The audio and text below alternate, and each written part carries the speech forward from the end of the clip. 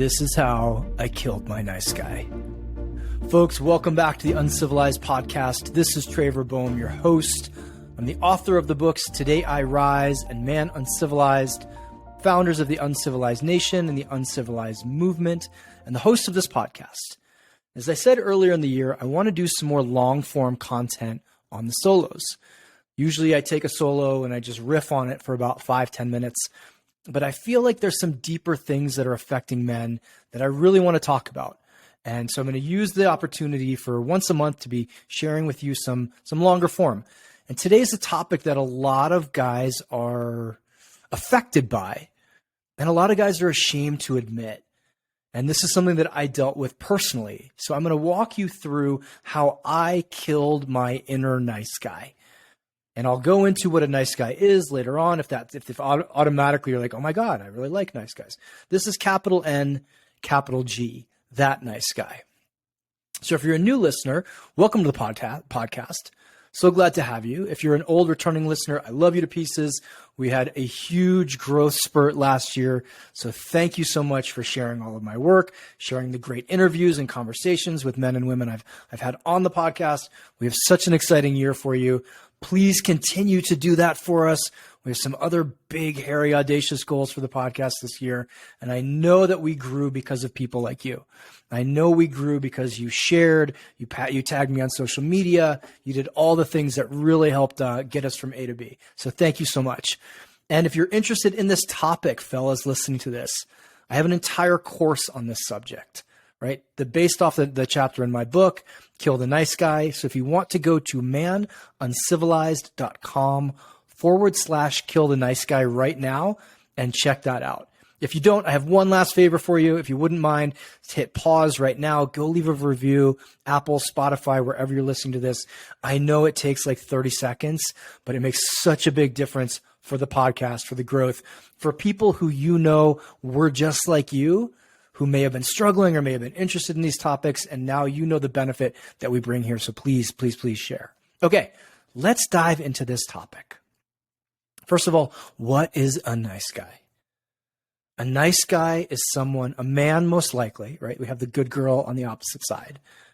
But he's a man who spends more of his time making sure everybody else around him is happy so that he feels okay in the world, right? This is codependence. This is a man who has more attachment issues than authenticity. He's more interested in being attached, being nice, being liked, being accepted, than he is being who he actually is in the world.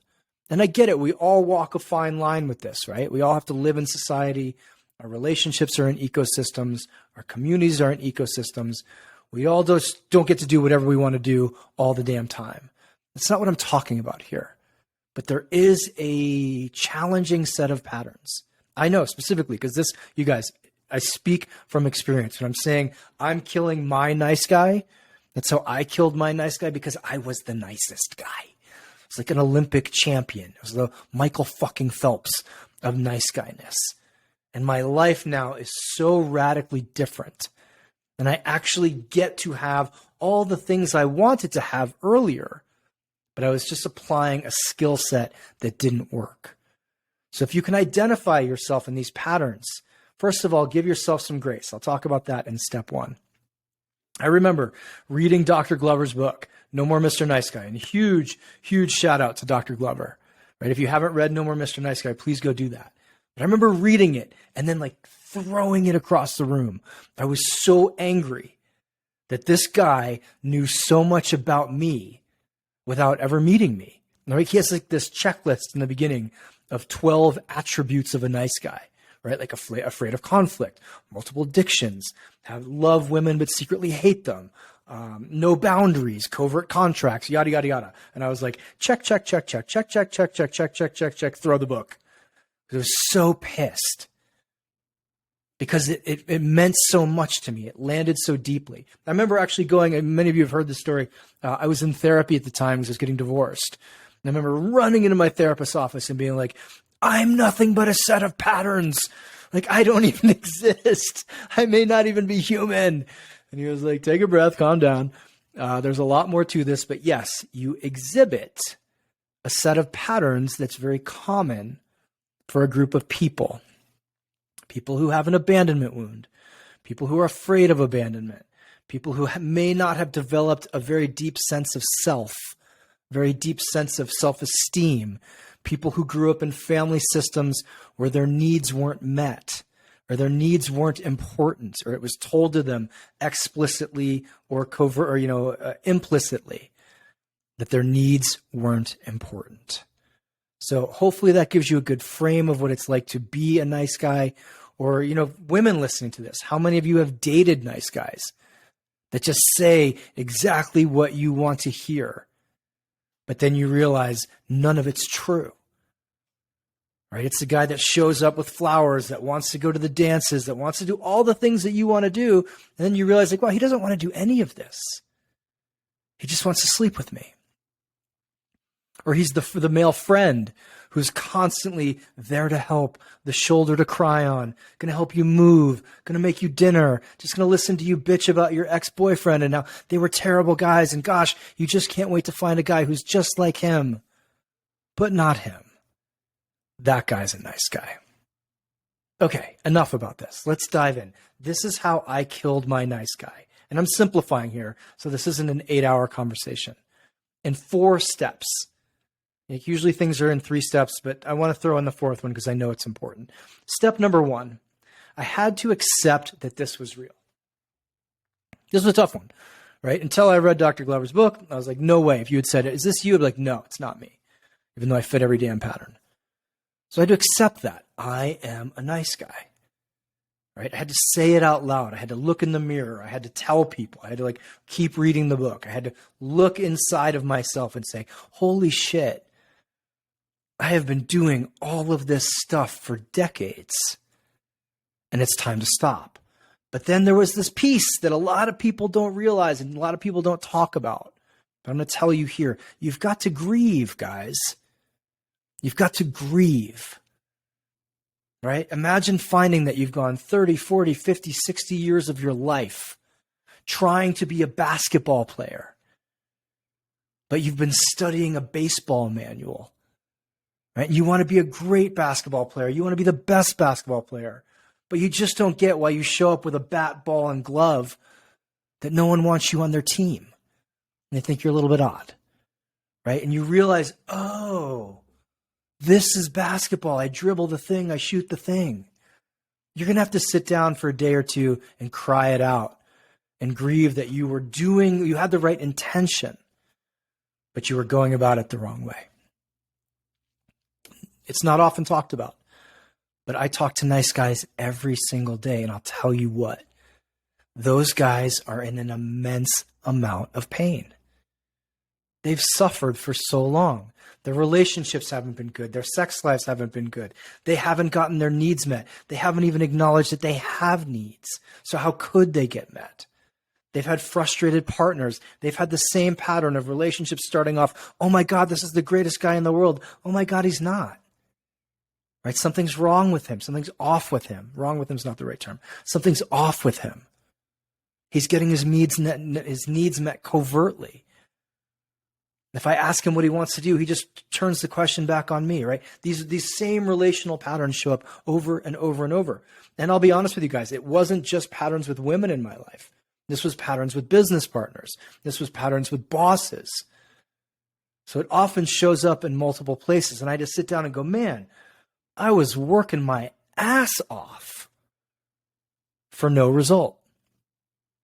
Or to not get the result I wanted. That's a better way to put it.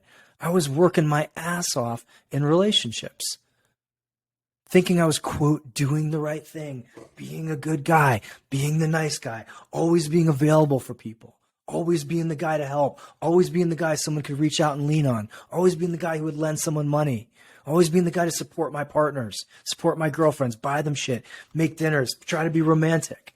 And poof. When that all blew up, I had to grieve when I found, wow, that's actually not the right way. That's actually not the effective way.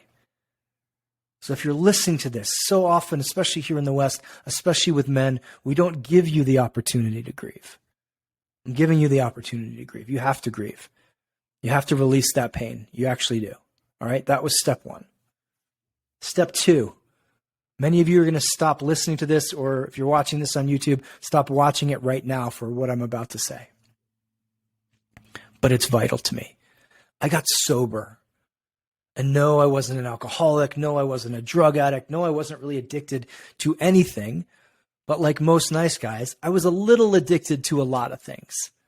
So if I took my drinking, my pot smoking, my porn use, my exercise, my working, all of that, and I put it into just say something really commonly understood, drinking, I would have been a raging fucking alcoholic. But because it was spread across 8 or 9 little things, no one could find it and I couldn't point it out. Like, no, I'm not. Look at me. I'm hugely successful, actually. But I had to get sober, real sober, right? My good friend Mark Groves always says, you got to get more sober. So I quit drinking. I quit smoking pot. I quit looking at porn, right? Still exercise, but not the same way. Still work, but not the same way. And what did that do? Why am I saying this? Am I anti-drinking? Am I anti-drugs? Am I anti-porn? No. But here's the way I want you guys to look at it. There's shit that you need to look at. There's stuff you need to handle. There's work you need to do, inner work and outer work, right? I want you to think that like the answers to the challenges of being in the nice guy are in a room at the end of a hallway. All right, you want to get in there. You want to do the work, right? You want to get on the other side of this problem. I know, you reach out to me. You tell me all the time. You buy my courses. Like, I get it. Now, here's what most guys do that I don't want you to do anymore. They get about 3/4 of the way down that hallway. They pick up a beer. They light up a joint. They light up their computers. They go work out for the 5th time that day. They work 20 hours, which inevitably turns them around and walks them back to the start of the hallway. So they never get to open the door to the room where all the juice is. They never get to work out and work through all the shit in that room. See what I mean? Do you understand why I'm saying this? I had to get sober because it left me nowhere to hide. It left me nowhere to squirt out the side of that hallway. Then I had the opportunity to walk down the hall, open the door, step inside and go, oh shit. Wow, there's a lot of stuff in here. I didn't think there was so much.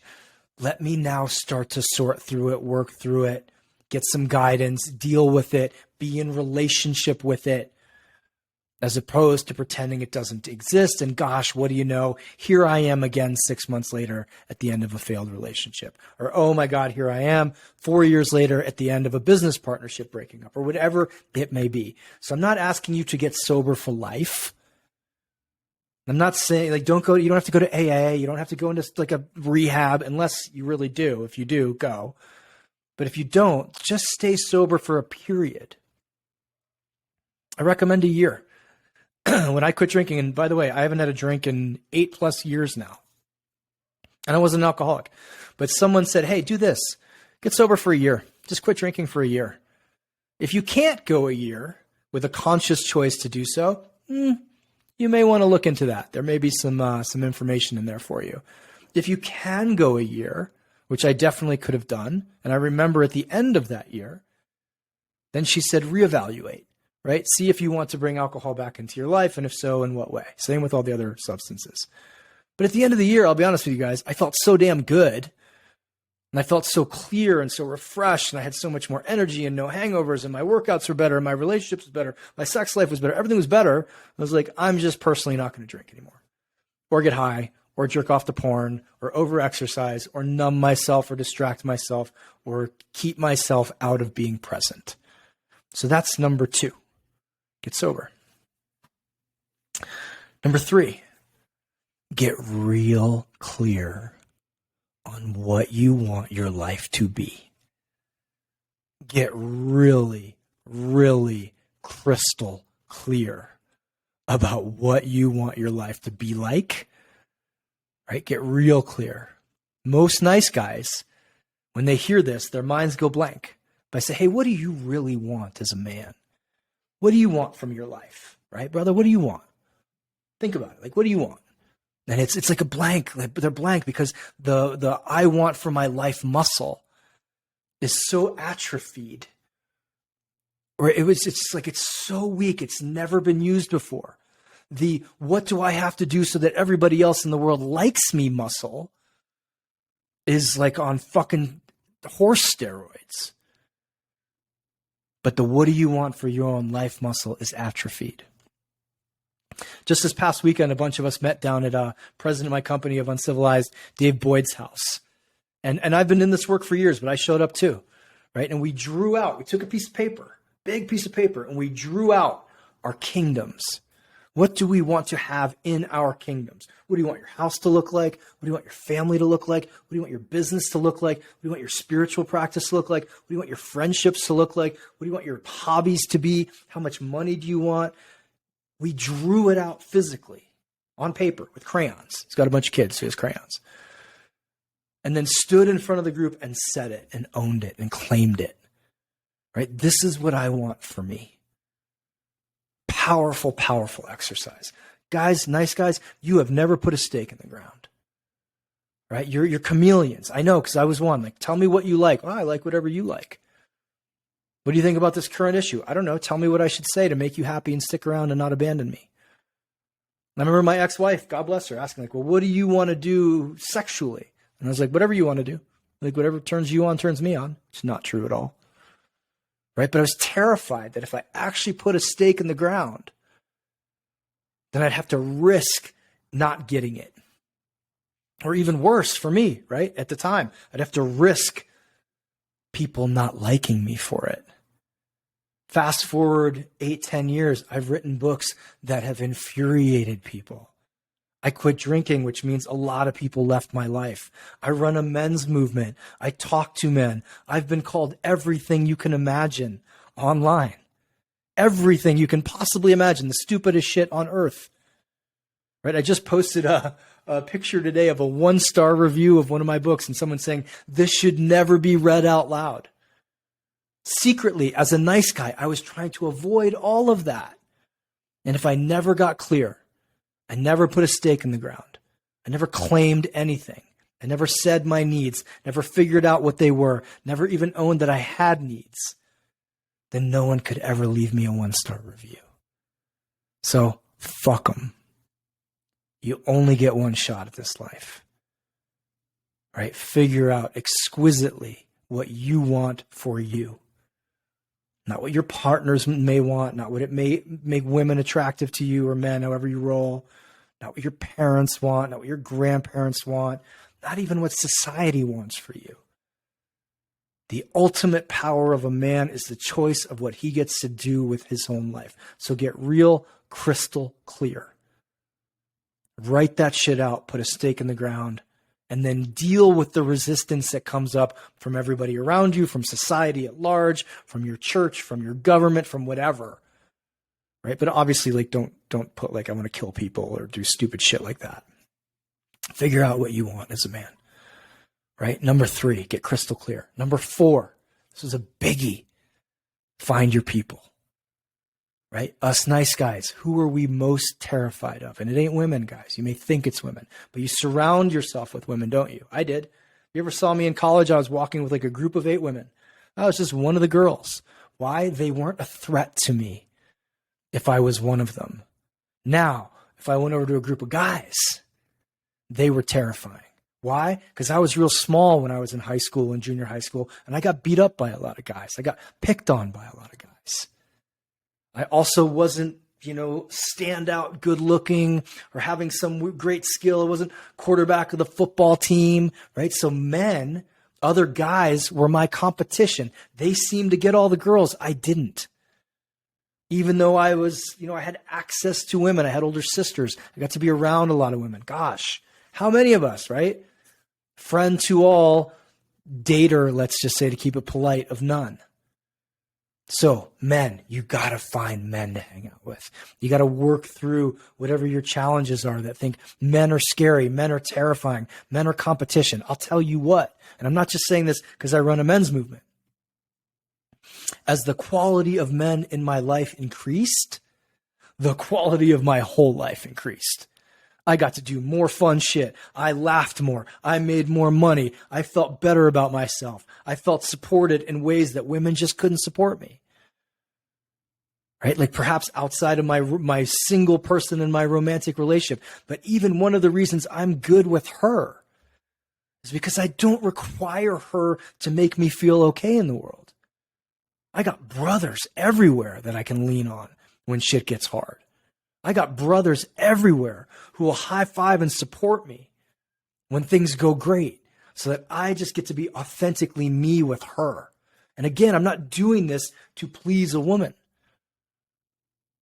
I'm doing it for me as a human, for me as a man, even more importantly. Find your guys. That can be my guys in the Uncivilized Nation. It can be Connor's guys in the Alliance. It could be Every Man, Mankind Project. Like there's tons of men's groups out there. It could be your local jiu-jitsu guys. Preferably, it's a group of guys who are conscious. Preferably, it's a group of guys who are intentional about their lives. Your drinking buddies at the bar, probably not your guys. Right? You want to have guys who are moving forward, who are growing, who are expanding, who are actualized, who are individuated, who are initiated, so that they help you do the same. You got to find your people. Right? Find your men. Work through your issues with men. Work through what scares you about men. Sorry, I had a bug in my eye. Work through your fear of you being a man. Work through your own masculine power. See what it's like to stand in a room with powerful men and be okay. And actually be one of the group. No matter what station in life you are, no matter how strong you are, weak you are, how much money you make, whatever you look like, doesn't matter. Feel your value to the other men simply by you showing up authentically. You got to get around other men. You got to find your people, guys. If you're interested, check out what we got at the Uncivilized Nation, manuncivilized.com/the nation. But if not, find another group, one that fits you well. Right? When I did those 4 things, guys, my life changed radically. Radically. And I started realizing what's more important than making other people happy, which I have no control over. What's more important is actually letting go of that control and letting those people have an authentic human experience all of their own. Right? My partner included, partners included, girlfriends included, male friends included. I'm not here to control their lives. I'm here to add to it if I can. I'm here to support them when things are hard. I'm not God. Right? My teaching partner Leela says, like, you can quit your job as master controller of the universe. Right? Stop playing God. Stop trying to control everybody around you. Let yourself be led by you. Let yourself be supported by you. Look in the mirror and say, I got you. And then build a life off of that. I got you. On the other side of a nice guy is a powerful man. Right? It's a man who's found his balls. Because most likely, guys, you found your hearts decades ago. That's not your challenge. Right? A lot of guys, they come into the world with their balls. They get it. They just have a challenge finding their hearts. For you, it's the opposite. So claim all of you, head, heart, balls. Right? The opposite of a nice guy is an uncivilized man. A man who has access, head, heart, and balls. A man who knows who he is, why he's here, how he's here to serve, what he wants from this life, what he's going to do with this life. I hope this helps you. If you want more, manuncivilized.com/kill the nice guy. Please share this. Go live a kick-ass life. My name is Trevor Boehm. I'm happy to be here with you. Cheers.